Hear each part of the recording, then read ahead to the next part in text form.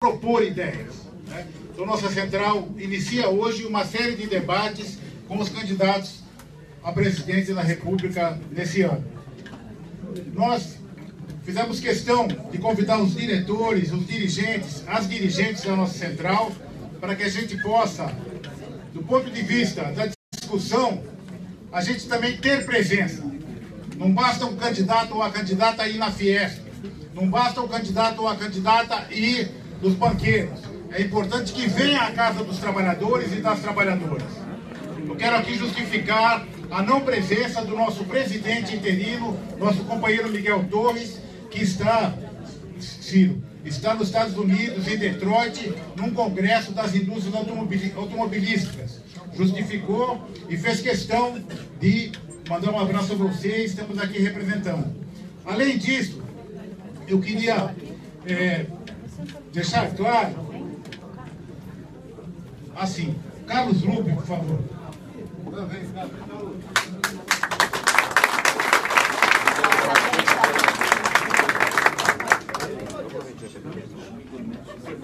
Nós estamos num momento, companheiros e companheiras, de decisões políticas, e às vezes a decisão política nossa, ela torna-se muito extremada, não é?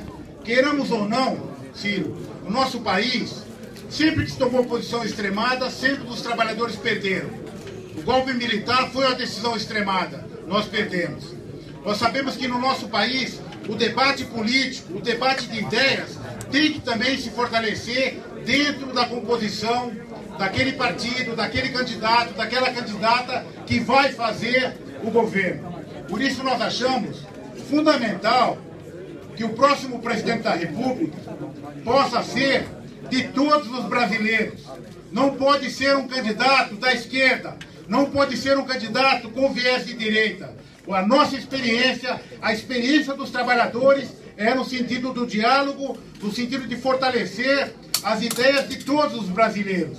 Por isso, Ciro, fizemos questão, como eu disse aqui, com as demais centrais sindicais, nós fizemos uma proposta de ideias que você receberá, não hoje, estamos agendando com as demais centrais e faremos isso com você e com os demais candidatos, porque nós não podemos cair naquela opinião de que a minha opinião vale a pena. Uma opinião única, uma opinião sectária. É fundamental que nós, sindicalistas, nós trabalhadores, pela experiência que temos de sindicato unitário no nosso país, nós sempre trabalhamos para a composição. Nós sempre trabalhamos para representar todos os companheiros e companheiras com qualquer opinião que tenha. E nessa experiência nós achamos será fundamental para o nosso país.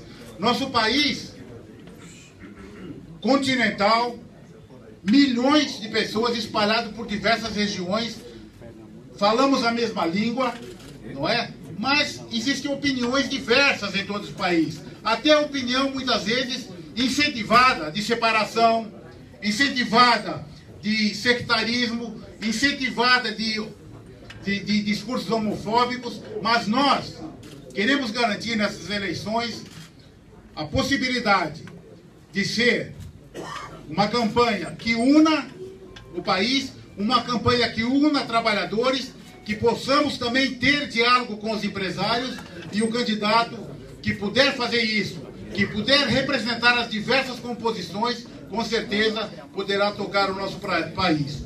Vou dizer mais uma coisa, a experiência que nós temos, vou dizer assim porque eu já fui dessa ala de apoio, lá atrás. Apoiei o companheiro Lula várias vezes, né?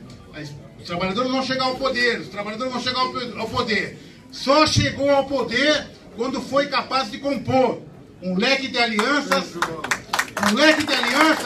tinha de todos os segmentos partidários. Um leque de alianças que incluía trabalhadores e incluía setores empresariais. Eu acredito que essa fórmula não está descartada. Eu sei que nós estamos passando por problemas, eu sei que nós estamos numa judicialização da política, muitas vezes policial, não é? Mas é fundamental que a gente não perca um rumo de cada vez mais unir o país. Nosso companheiro presidente, eleito no Congresso no nosso congresso na Praia Grande, o companheiro Paulinho da Força, só não está aqui porque é candidato à reeleição para deputado federal, está em Brasília, falou com vocês já por telefone hoje e manda um abraço a todos os companheiros e companheiras aqui. Nosso companheiro Miguel, nosso presidente em exercício, como eu já justifiquei, não está presente por já estar marcado uma data, mas a gente não queria transferir para poder manter o diálogo com você antes digamos assim, antes da Copa, para que a gente possa ouvir outros candidatos e candidatas. Ciro Gomes já é um amigo da casa há muito tempo, mas eu vou ler só para os companheiros ainda que não o conhecem. Ciro Gomes nasceu em Pindamonhangaba, é paulista, interior de São Paulo, filho de pais professores. Aos 4 anos de idade, sua família mudou-se para Sobral, no Ceará, onde ele cresceu e estudou. Em Fortaleza, Ciro Gomes passou em primeiro lugar no vestibular e formou-se em Direito. Foi professor universitário, deputado e aluno visitante em Harvard, nos Estados Unidos. Governador mais bem avaliado do país. Por sua atuação na prefeitura, elegeu-se governador do Ceará em 1990.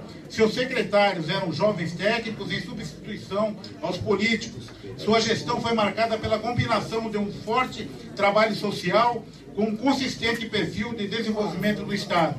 Aumentou o PIB do Ceará em 32,5%, quitou a dívida mobiliária do Estado e reduziu a mortalidade infantil, sendo premiado pela Unicef, Fundo das Nações Unidas para a Infância. Foi o governador mais bem avaliado do Brasil em sucessivas pesquisas da Datafolha, deixando o governo com 74% de aprovação. Ministro da Fazenda, ministro da Integração Nacional, Ciro foi 2 vezes candidato a presidente, em 98 e 2002, quando no segundo turno apoiou Lula contra a Serra. Em 2003 foi convidado por Lula para ser ministro da Integração Nacional. Ciro tirou do papel o projeto da transposição do Rio São Francisco.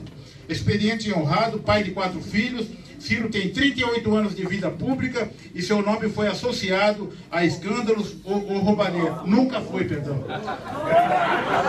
pessoal está atento, filho. O pessoal está atento. O pessoal está atento. Nunca foi associado a escândalos ou roubalheira. Ficha limpa, Ciro Gomes tem, aos 60 anos de idade, o preparo, a firmeza, a experiência e a honestidade que o Brasil precisa. E só para encerrar minha parte, foi o companheiro que nos ajudou a fazer a lei do PLR, Participação nos Lucros e Resultados, que hoje, Ciro, é um dos principais instrumentos de distribuição de renda, um dos principais instrumentos do diálogo social e um dos principais instrumentos onde o sindicalista, os trabalhadores daquele local do trabalho fazem o debate direto. O tal do negociado sobre o legislado muitas vezes traz resultados positivos. E para eu encerrar minha parte, o meu companheiro Ciro Gomes. Muito bom dia a todas e a todos, os meus irmãos, minhas irmãs, brasileiros, gente querida da Força Sindical. É uma central que eu vi nascer e vi ser parida por amigos queridos, parte deles ainda estão aqui vivos e ativos, felizmente. Está aqui o nosso Luiz Antônio Medeiros, está aqui o Magre, está aqui o Magrão, para falar assim nos mais velhos. O Magrão não gosta muito de ser lembrado como mais velho não, porque ainda está muito novo. E o Juruna, que muito garoto também se dedica a essa luta de longa data. Eu quero cumprimentá-los a todos, saudando aqui a mesa, nosso João Carlos, que é o nosso Juruna, e peço que transmita um abraço ao Miguel, que também é um velho amigo. Quero cumprimentar o meu presidente, meu irmão. A vida me deu esse irmão que está aí rompendo os caminhos para me ajudar, presidente do PDT, Carlos Lupe, foi ministro do Trabalho. A Mônica Veloso, quero cumprimentá-la, ao Danilo, ao Luiz Antônio, já falei, o Eliseu, que me recebeu também já na Federação dos Metalúrgicos, o Antônio Vitor, ao Jorge Araquém, a Maria Auxiliadora, e para completar aqui o protocolo, o Cláudio Magrão, que eu já falei, e o Edson Bicalho. Um abraço a todos, muito obrigado pela oportunidade.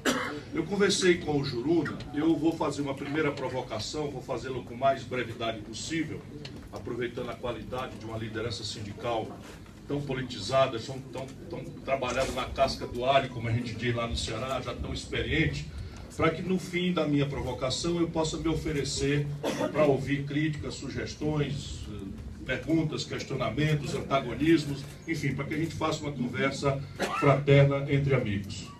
eu sustento para discutir que o Brasil precisa forçar a mão, a liderança brasileira, sindical, intelectual, universitária, política especialmente, precisa forçar a mão para a gente entender o que está acontecendo. Na verdade, idealmente, eu acho que nós deveríamos obrigar todos os candidatos a tentar responder nesse debate, ao invés de ficar se agredindo, se insultando, fazer e simplificando as coisas, nós devíamos obrigar todos os candidatos de um debate, portanto, a tentar responder duas perguntas. Primeiro, o que aconteceu com o Brasil para chegar onde nós estamos? Por quê? Porque aqui é como um médico que vai olhar um doente. Você tem uma dor no estômago, aquilo pode ser só uma cachaça atravessada, né, que você tomou no sábado, ou pode ser um câncer, já em perigoso estágio de avanço. E quem vai olhar isso são os exames, é o médico, porque se você fizer ali um palpite, você pode tratar a coisa de forma muito errada e não dar conta de resolver o problema. Portanto, tentar responder a pergunta, o que está acontecendo, o que aconteceu com o Brasil? E a segunda pergunta pula da primeira. E o que nós temos que fazer para virar esse jogo? E aí vamos de trás para diante. O Brasil hoje, e é preciso ter clareza disso, porque a grande questão que nós vamos pedir ao povo brasileiro é que ele entenda, do meu ponto de vista, que as coisas estão profundamente erradas no Brasil. Que a gente precisa mudar. E eu me escoro em números, para não parecer uma paixão, uma simpatia, uma antipatia. Nesse momento, falando do que vocês sentem todo dia, o Brasil está com 13 milhões e 700 mil pessoas desempregadas.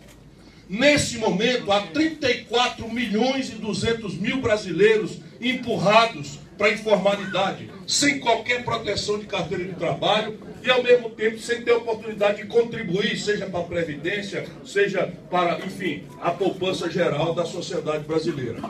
O Brasil anotou nos últimos 12 meses, companheirada, 62.500 homicídios. Foram assassinados 62.500 pessoas no nosso país, quase todos jovens que podiam ser filhos nossos, quase todos pobres, quase todos negros ou caboclos lá para a banda de cima, todos da periferia. 62.500 homicídios.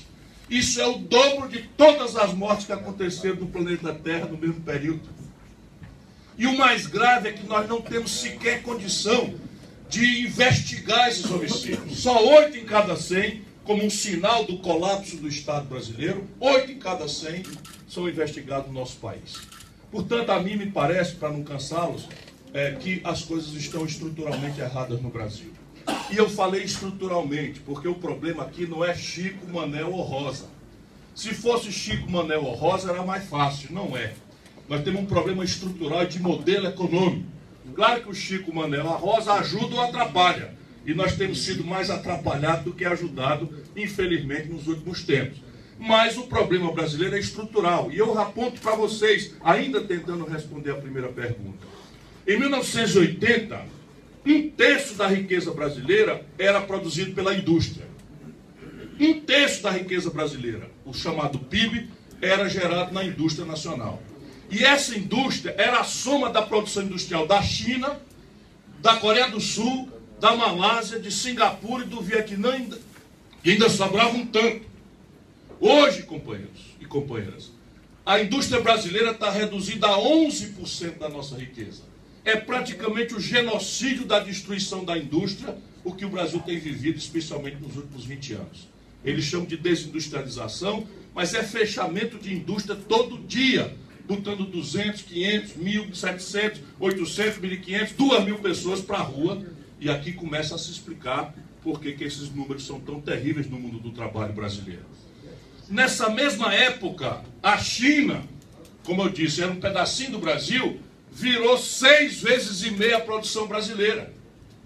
Portanto, a conversa mole aqui de que crise internacional, ora, a mesma situação internacional, por bem ou por mal, riscos e oportunidades, ameaças e potencialidades, valeram para o Brasil e para a China.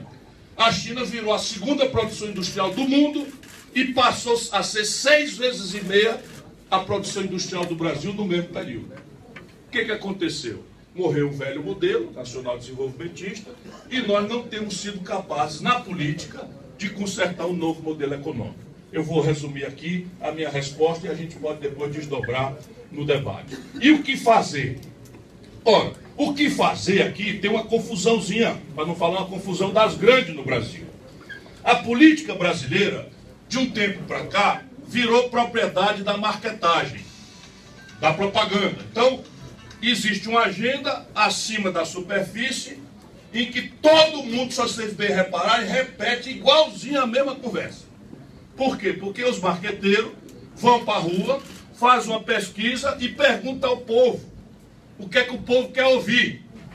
E o nosso povo, machucado por uma agenda de grande e grave urgência, bota logo com muita clareza. Eu quero falar de emprego, eu quero falar de violência, porque eu estou com medo, eu quero falar de saúde pública, cada vez que eu preciso é um tormento, e na televisão só vem a notícia das camas de corredor, e etc, etc. Ninguém fala do lado que funciona. Eu quero falar de corrupção, porque parece que o dinheiro do mundo todo, que falta para tudo, só sobra para a ladroeira, para os privilégios de Brasília, para os privilégios e para as mentiras, etc, etc. E vai juntando, para bem dizer, nem educação. Tantas são as graves emergências do nosso povo, que nem a educação salta como uma grande urgência. Aí a turma pega, lê essas pesquisas e dana todo mundo a falar de educação, saúde, emprego, e bota ali um endereçozinho de moradia e de educação para pintar o coisa, bota a musiquinha, solta o foguetório e lá se vai a política brasileira para o vinagre. Se elege qualquer um, no dia seguinte os problemas são graves, complexos, difíceis, não dá para resolvê-los a golpe de conversa mole. Vocês são pessoas experimentadas, são lideranças, estão todo dia atuando com as dificuldades de um mundo hostil, né, de informalidade, de pressão das bases sindicais, de pressão dos patrões, uma série de coisas. Vocês sabem do que eu estou falando. Conversa simples, frase feita, é bom para a gente se agradar, faz bem para o fígado, mas é a mãe da decepção no dia seguinte. E aí eu estou propondo, especialmente nesses ambientes de liderança do país, que a gente descubra e tente popularizar, e aí é serviço pesado, nós temos que ter uma grande rede de mediadores confiáveis pelo povo, que a política perdeu confiança. Nós precisamos entender qual é essa agenda. Por que o Brasil aconteceu isso e o que fazer para sair disso? E aí eu estou dizendo que nós precisamos voltar a ter uma concepção de projeto nacional de desenvolvimento. Cada palavra dessa exige uma completa diferença de tudo que está acontecendo no Brasil e impõe um muito enorme conflito político. Projeto, por exemplo. Hoje, ninguém é capaz nesse país de dizer para onde é que o Brasil está indo em qualquer área. O que é que o Brasil quer ser daqui 10, 20 anos em ciência e tecnologia? Não há esse papel. O que é que o Brasil está se esforçando para ser em matéria de educação dos seus filhos pelos 10, 15, 20 anos? Sem o que não existe educação. Educação é uma coisa que necessariamente exige plano de longo prazo. O que é que o Brasil vai ser em matéria de saúde, de mortalidade materna infantil, daqui 10 anos, daqui 20 anos? Quanto custa fazer isso por ano? Não tem esse papel. Enfim, para não cansar vocês, projeto significa a gente encerrar o mito neoliberal. E neoliberal, para mim, não é um palavrão. Neoliberal é um marco de economia política que já se provou completamente insustentável. A partir da crise de 2008, não tem mais ninguém acreditando que é o desenvolvimento da humanidade, a superação da desigualdade, a superação dos desequilíbrios internacionais, a própria paz internacional vai ser assunto resolvido pelo avulso da iniciativa privada. Não é que a iniciativa privada não seja importante, é muito importante. A humanidade já aprendeu que a iniciativa privada é uma ferramenta importante de promoção do progresso humano. Mas deixada só, a iniciativa privada produz concentração, injustiça e rupturas cíclicas. Daí a crise da agonia do capitalismo norte-americano em 2008, que ainda hoje se espalha pela Europa com problemas muito mais graves e mais difíceis de serem resolvidos, porque são sociedades mais envelhecidas do que a nossa. Então, isso supondo, projeto significa agora plano. Então, na minha mente, o Brasil devia discutir um plano que daqui 50 anos nós queremos ser, sob o ponto de vista dos indicadores sociais e econômicos, uma Espanha, uma Itália, uma França. Vamos ver o que seria um modelo aí para a gente poder discutir a coisa com o pé no chão. E aí tomar a distância de lá. Quantas mulheres morrem de parto na França hoje? Quantas morrem no Brasil? 10 tantos. Então vamos agora, daqui a 50 anos, nós temos que ser igual à França. O que é que tem que fazer? tem que fazer tal, abrir hospital, fazer isso, fazer aquilo. Em 10 anos, quanto é que faz? Em 20 anos, quanto é que faz? Em 30 anos. Compreende o que eu estou dizendo? Um plano. Afirmar os objetivos, partilhar os objetivos com a sociedade, e todo mundo sabe que o céu não é perto. Portanto, é preciso pegar, o pote é pesado, é preciso pegar todo mundo junto. Isso coesiona a sociedade, transforma a política num jogo de quem faz melhor acontecer e com mais brevidade as coisas que nós estamos planejando. Isso aqui, nacional por quê? Ora, porque eles nos iludiram a vida inteira que nós vamos consumir eletroeletrônico, meio de diagnóstico médico moderno, computador moderno, carro moderno, pagando isso com soja, milho e petróleo bruto. Essa conta não fecha. Essa conta não fecha. Quando os preços dos nossos produtos sem valor agregado crescem, a gente tem uma ilusão e passa mais ou menos bem. Quando esses preços caem, a história deles é assim, o petróleo vai de 30 para 110 dólares em um ano, a gente quebra. E é o que tem acontecido com o Brasil. Derrubaram o Fernando Henrique lá atrás, derrubaram a Dilma agora, é o mesmo filme, se a gente olhar como é que funciona. E aí, por fim, por quê? Porque a questão nacional foi rasgada. E a taxa de juros não é global, é nacional, a gente brasileiro sabe mais do que ninguém. A sofisticação tecnológica não é global, é nacional, e o Brasil está muito atrasado tecnologicamente. E a escala, vocês vão ver a China, vai fazer o planeta Terra tremer, porque a China, quando abre uma fábrica, ela produz logo 1 bilhão de calça jeans. 1 bilhão por mês. Resultado, a calça que sai de 1 bilhão de produção, os custos são muito mais baixos, e basta ganhar meio centavo na calça, que eles vendem tanta calça no mundo, que tem lucro com meio centavo. Resultado prático, a calça jeans da China chega na Sulanca de Caruaru, lá em Pernambuco, que não tem cargo trabalhista, que não tem tributo, que não tem nada, tudo é feito informalmente, mais barato do que custa produzir, pela quantidade. E essas coisas a gente tem que, como aqui no Ceará, que se aluir, tem que abrir o olho, porque o jogo é esse. E aí isso não tem jeito? Claro que tem jeito. Daqui salta, e eu faço uma provocação e termino, 2 agendas, portanto. Nós precisamos homenagear concretamente, né, a população nas suas emergências. Nós temos que dizer, olha, hoje nós estamos investigando 8 de cada 100 homicídios. Daqui 4 anos, nós temos que ser capazes de estar investigando 50 de 100. Isso é um começo de conversa. Daqui 10 anos, nós temos que estar investigando todos 100. Puxa de lá quanto custa, quanto o delegado precisa, quanto salário, quanta delegacia, qual é o tempo, qual é a tecnologia que vai ser envolvida. Enfim, o mundo está fazendo, e nós brasileiros, se tiver uma oportunidade, a gente faz melhor ainda, como já mostramos em outras coisas. Na saúde, como é que é? Hoje nós temos 14 milhões de pessoas numa fila para cirurgia eletiva. Pudera. O Brasil, desde 2003, não reajusta a tabela do SUS, e nós, então, praticamente fechamos milhões de leitos no Brasil, da rede conveniada, da rede filantrópica, etc, etc, e o governo não tem dinheiro para abrir a mesma quantidade de leitos que abriu. Mas então vamos resolver. São quantos milhões? Quanto custa uma cirurgia de apendicite? Apendicite não dá para ser letiva, mas essas outras que dá, uma coisa de vesícula, um problema, né? Essas coisas que podem esperar um pedacinho, qual é o tempo? Em 4 anos limpar essa fila. E ao mesmo tempo preparar. Eu não quero cansar você, tem que fazer uma coisa prática. Na educação, o Brasil está precisando de 2.700.000 vagas para o ensino infantil, que é a hora em que a criança se equipa para a vida. Nossa geração teve isso em casa. Hoje em dia, crescentemente, as famílias estão sendo destruídas, a mãe está obrigada a trabalhar, e se você não tiver um lugar onde a criança vá fazer tanta alimentação, assistência médica e tal, ela provavelmente não vai ter a mesma capacidade de enfrentar a competição lá na frente. 2.700.000 vagas, isso é um dinheiro grande. Só para construir as creches já dá uma pancada, e eu vou propor, mas aí não estamos dizendo que vai ser do dia para a noite, vamos dizer que em 10 anos a gente faça isso, mas tem que fazer de 10 anos quanto é que faz em 5 e quanto é que faz por ano. Essa é a primeira parte. A segunda é a retomada do desenvolvimento brasileiro. Por onde? Você tem 3 grandes tarefas, umas são mais teóricas, mais tecnocráticas, mais difíceis, mas nesse lugar aqui vale a pena que vocês são experientes. O que nós precisamos fazer, no fundo, no Brasil, é melhorar as condições de formar capital nacional.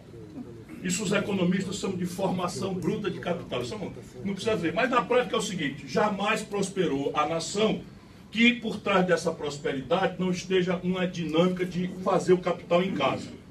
Ou seja, o que enriquece uma nação é baseado no capital que ela mesma poupa. Nunca ninguém se iluda, como eles estão querendo dizer, que a poupança dos outros vai resolver o nosso problema. Isso aqui parece teoria, mas é assim, toda a economia política brasileira dos últimos anos é a ideia de ser um bom moço internacional, fazer essas maluquices de PEC 95, de arroz na Previdência, de reforma trabalhista selvagem, sem conversar com ninguém, para parecer que nós somos um bom moço internacional e trazer o dinheiro de fora para vir salvar a gente aqui. Nunca houve isso na história da humanidade. E quem quiser duvidar, veja o que está acontecendo na nossa irmã argentina aqui do lado. Fizeram tudinho, com casca e tudo, do jeito que os pilantras internacional pediram, e estão lá quebrado e o tal mercado chupando o sangue final da nação irmã aqui do lado. Portanto, formar capital no Brasil. O jeito de formar capital tem a ver com um conjunto de coisas. Por exemplo, especialmente a Previdência.